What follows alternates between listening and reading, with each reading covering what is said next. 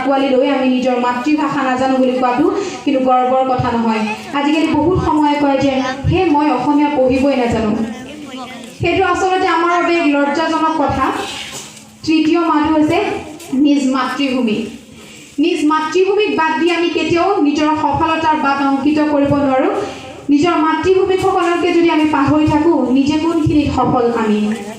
এই তিনিটা মাহ মই আশা কৰোঁ আপোনালোকক এই কথাকে আমাৰ ছাত্ৰ ছাত্ৰীসকল আছে মই আশা কৰিম তোমালোকৰ যাতে ভৱিষ্যতে এই তিনিটা মাহ সদায় লগত ৰৈ ৰাখা।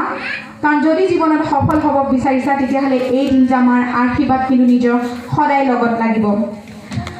আৰু বহুত বিশেষ নকওঁ, আজি আমাৰ নিৰ্দিষ্ট বক্তা আছে, আচলতে তেখেতে মোৰ পিতৃতুল্য হয়, মই ইয়াত পঢ়াৰ পৰাই তেখেতক জানো।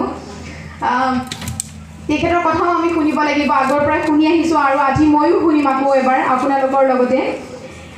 এটা মূল মন্ত্ৰ আগত ৰাখি মই সদায় আগবাঢ়ি যাম প্ৰত্যেকটো ক্ষেত্ৰত। আৰু মই আশা কৰোঁ মই যদি ছাত্ৰ ছাত্ৰী পাওঁ বা য'তেই মোক নামাতক মই এই কথাটো সদায় কওঁ আৰু এই কথাষাৰকে সদায় আগত ৰাখি মই সদায় আগবাঢ়ি যাম। আমি সদায় শিপাৰ লগত জড়িত মানুহ, শিপাক বাদ দি আমি কেতিয়াও কাৰো আমাৰ অস্তিত্ব থাকিব নোৱাৰে। সেয়েহে মই এটা মূল মন্ত্ৰ কৈ যাম, কিন্তু মোৰ লগত তোমালোকেও ক'ব লাগিব, ক'বা নাই? অসমৰ কাম মোৰ কাম, মোৰ কাম অসমৰ কাম,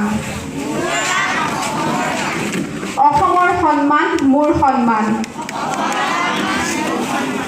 মোৰ সন্মান অসমৰ সন্মান। সকলোকে ধন্যবাদ জ্ঞাপন কৰিছোঁ। আচলতে এইটো আমাৰ শিপাৰ লগত জড়িত, আমি সকলো শিপাৰ লগত জড়িত মানুহ। নিজৰ অসমক বাদ দি নিজৰ মাতৃভূমিক বাদ দি কেতিয়াও আমি কোনো নিজৰ অস্তিত্ব প্ৰতিষ্ঠা কৰিব নোৱাৰোঁ। এই মূল মন্ত্ৰটো আগত ৰাখি মই সদায় যাওঁ যে অসমৰ কাম মোৰ কাম, মোৰ কাম অসমৰ কাম, অসমৰ সন্মান মোৰ সন্মান, মোৰ সন্মান অসমৰ সন্মান। পুনৰ সকলোকে আন্তৰিক ধন্যবাদ জ্ঞাপন কৰিছোঁ। পিছলা নাছিল একাডেমীৰ প্ৰধান শিক্ষক মহোদয়ৰ লগতে সকলো সদস্যক মই আন্তৰিক ধন্যবাদ জ্ঞাপন কৰিছোঁ। আজি ইয়ালৈ মোক এনেদৰে মাতি অনাৰ বাবে, সকলোৰে আগত দুআষাৰ ক'বলৈ বাবে মোক সুবিধা কণ দিয়াৰ বাবে মই আন্তৰিক ধন্যবাদ জ্ঞাপন কৰিছোঁ।